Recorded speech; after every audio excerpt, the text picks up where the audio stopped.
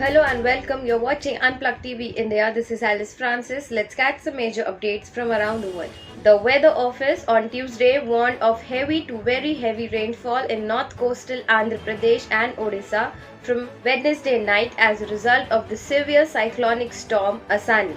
Flight operations at Andhra Pradesh Visakhapatnam airport were severely affected as several flights were cancelled due to the severe cyclonic storm Asani in the Bay of Bengal. Airport Director K. Srinivasa Rao said Indigo has cancelled 23 flights, including both arrivals and departure, citing bad weather. 4 airasia flights also stand cancelled due to bad weather at Vizag. 7 persons were detained by police after some members of two communities clashed in the Kalol town of Gujarat's Panchmahal district. A police officer said on Tuesday the clash took place when two persons dancing in a wedding procession picked up a fight over a minor issue. Panchmahal SP said members of both the communities indulged in stone-pelting, police said. The Indian Railways has unveiled a new facility in some of its trains that would make it easier for women travelling with babies. The Northern Railway said baby berths were being introduced and tested in select trains. It said that the berths will be rolled out for all trains if the feedback from passengers is positive. The initiative was launched to celebrate Mother's Day. Railway said these baby berths are foldable and come equipped with a stopper so that babies do not fall. It works as an extra small berth for infants and is attached to the lower berth of the trains. In an important update for those who book their train tickets online through the Indian Railway Catering and Tourism Corporation website or app, the IRCTC has revised its online ticketing process. From now on, it will be mandatory for users to get their phone numbers and email IDs verified before booking tickets. Without verification, booking will not be allowed. Union Minister Smriti Irani on Tuesday promised a polytechnic student who wants to become a scientist a visit to the Indian Space Research Organization next month. Irani asked a Jagdishpur Polytechnic student Neetu Maurya about her future aspirations, and when the girl replied that she wanted to become a scientist and work at the National Space Agency, the minister promised to take her to ISRO next month.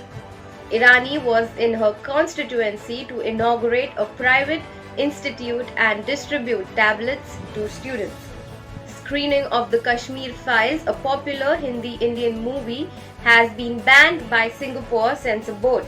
The Censor Board has stated that the film can promote differences between two communities projected in the film. The Singapore government has also alleged the film to be one-sided. In a joint statement issued by the Singapore's Infocom Media Development Authority, Cultural, Social and Youth Ministry and Home Ministry, the film has projected Muslim in a negative perspective. The film can lead to a rift between two communities.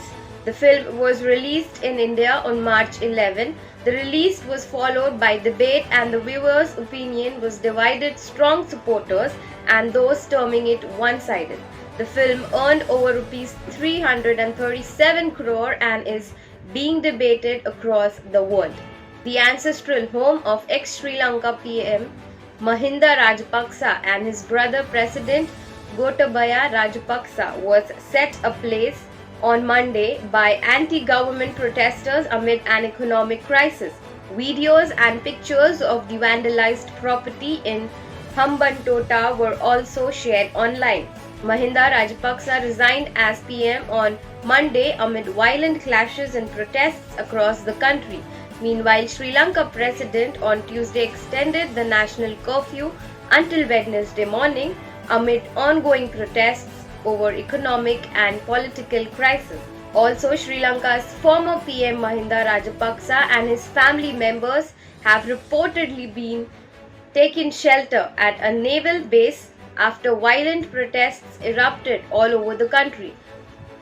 The Rajapaksas are putting up at Trincomalee Naval Base after fleeing their official residence in Colombo. Videos showed protests underway in front of the naval base. Former dictator's son Ferdinand Marcos Jr wins Philippine presidential elections. Marcos has won Philippine presidential elections with 96% of the eligible ballots counted in an unofficial tally. Marcos Jr has more than 30 million votes, double that of his rival Leni Robredo. Marcos fled into exile in Hawaii with his family during a 1986 uprising that ended his father's 20-year rule. About a dozen women protested in the Afghan capital on Tuesday against the Taliban's new edict that females must fully cover their faces and bodies when in public.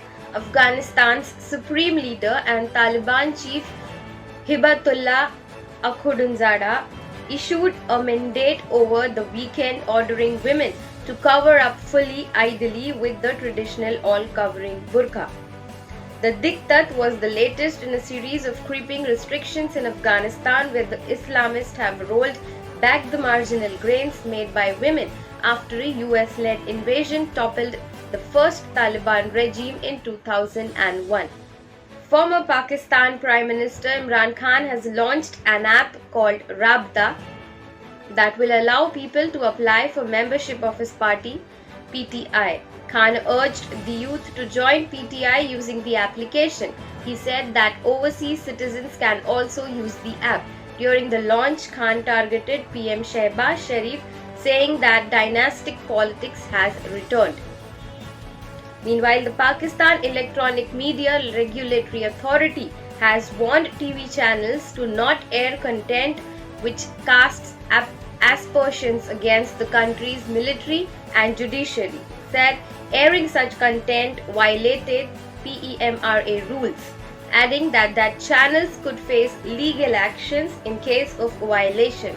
This comes after the Pakistani military warned journalists against dragging it into political issues. Thank you for watching Unplugged TV India. Please hit like, subscribe and share. This is Alice Francis signing off.